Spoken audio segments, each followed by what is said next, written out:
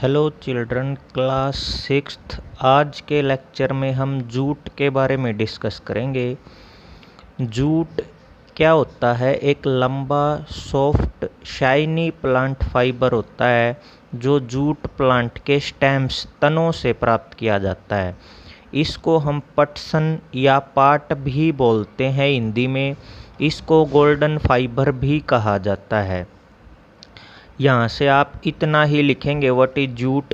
तो soft long shiny plant fibre obtained from stems of jute plant also called golden fiber। जो most useful properties हैं jute की, वो है इसकी बायोडिग्रेडेबिलिटी, मीन्स माइक्रो ऑर्गेनिज्म इसको डिग्रेड कर देते हैं।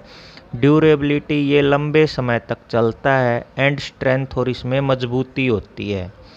इन अवर कंट्री, हमारे देश में, jute is cultivated in West Bengal. Jute कहाँ उगाया जाता है? जूट की खेती कहाँ होती है? पश्चिम बंगाल, जो इंडिया का लार्जेस्ट जूट प्रोड्यूसर स्टेट है।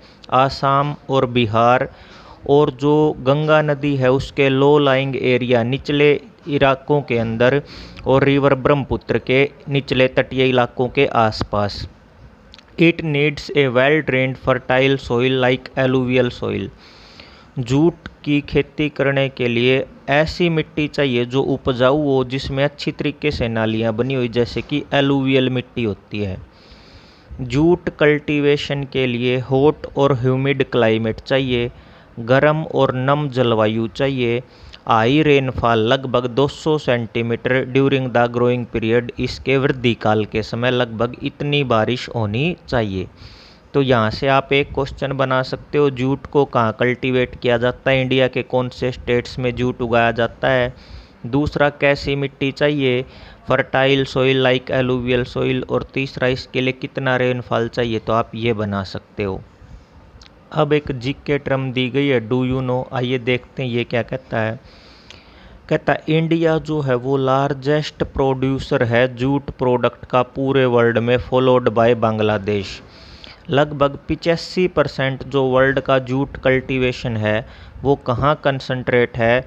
Sundarban delta in India. Paschim Bengal के अंदर गंगा नदी का एक डेल्टा है जिसका नाम है सुंदरवन डेल्टा, और बांग्लादेश के अंदर।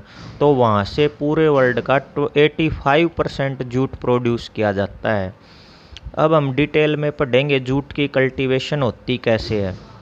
कहता जूट के जो सीड्स होते हैं वो मार्च और अप्रैल में बोए जाते हैं। ये एक रेनी सीजन क्रॉप होती है। जूट प्लांट जो है वो 6 से 12 फीट हाइट में होता है। इसके येलो फ्लावर्स होते हैं। प्लांट्स को काट दिया जाता है इसकी फ्लावरिंग स्टेज के दौरान। क्यों? ताकि गुड क्वालिटी का जूट हम इसके यंग स्टेम से निकाल सकें। नहीं तो फिर इसका स्टेम जो होता है वो बहुत हार्ड हो जाता है, कठोर, और उससे फाइबर्स रेशे निकालना मुश्किल हो जाता है। काटने के बाद क्या करते हैं, प्लांट की जो स्टाल्क्स हैं, जो स्टेम हैं, डंडे हैं, टाइड इनटू बंडल्स, उनकी गठरियाँ बांध दी जाती हैं। And left in stagnant water, उनको खड़े पानी में छोड़ दिया जाता है, तालाब वगैरह के अंदर, टैंक वगैरह के अंदर, लगभग 20 डेज के लिए। स्टैग्नेंट वाटर में क्या होगा? जो पानी खड़ा है पॉन्ड, टैंक वगैरह के अंदर, वहाँ पे धीरे धीरे बैक्टीरिया ग्रो करेंगे। और जो स्टिकी मैटर था, जो चिपचिपा पदार्थ था, जो जिसने फाइबर को स्टेम के पार्ट से बांध रखा था, वो पदार्थ बैक्टीरिया खा जाएंगे। इस प्रोसेस को बोला जाता है रेटिंग। यहाँ से बेटा आप रेटिंग की डेफिनेशन करेंगे। रेटिंग की डेफिनेशन क्या है? Removal of fibres from the inner part of stem with the help of bacteria. इसको रेटिंग बोलते हैं। यानी कि स्टेम के ऊपर जो फाइबर चिपके हुए होते हैं, बैक्टीरिया की मदद से उनको निकालना। जब स्टेम गल चुका होता है तो फाइबर्स को हाथ से सेपरेट कर लिया जाता है। इस तरीके से जो फाइबर हमें प्राप्त होंगे are dried in the sun, उनको धूप में सुखाया जाता है। And tied into small bundle, और उनकी छोटे छोटे बंडल बना दिए जाते हैं। इन बंडल्स को फिर मिल्स, फैक्ट्रियों में या मिलों में भेजा जाता है। फिर क्या होता है? They are then spun and woven into textile at the mills. फैक्ट्रियों के अंदर उनकी कताई की जाती है और उनके कपड़े वगैरह या जो भी रिक्वायरमेंट होती है उसके अनुसार उनकी वीविंग की जाती है, बनाई की जाती है। इस डायग्राम में आप देख सकते हैं जूट प्लांट की ब्रेकिंग और स्ट्रिपिंग जो है वो यहाँ पे दिखाई गई है, पिटाई करके कुटाई करके फाइबर्स को अलग करने का प्रोसेस। अब हम बात करते हैं जूट के यूजेज क्या क्या हैं। जूट जो है वो सेकंड मोस्ट इम्पोर्टेंट फाइबर है आफ्टर कॉटन। कपास के बाद दूसरा सबसे महत्वपूर्ण रेशा है।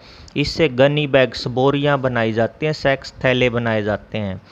हाई क्वालिटी का जो जूट है उससे कर्टेन, पर्दे वगैरह, कारपेट, चेयर की कवरिंग और लिनोलियम एक केमिकल होता है उसकी पैकिंग का मटेरियल बनाया जाता है। Shopping bags, table mats, jute beads और ज्वेलरी भी जूट की बनाई जाती हैं। ये चटाई वगैरह, शॉपिंग के बैग्स या मन के वगैरह।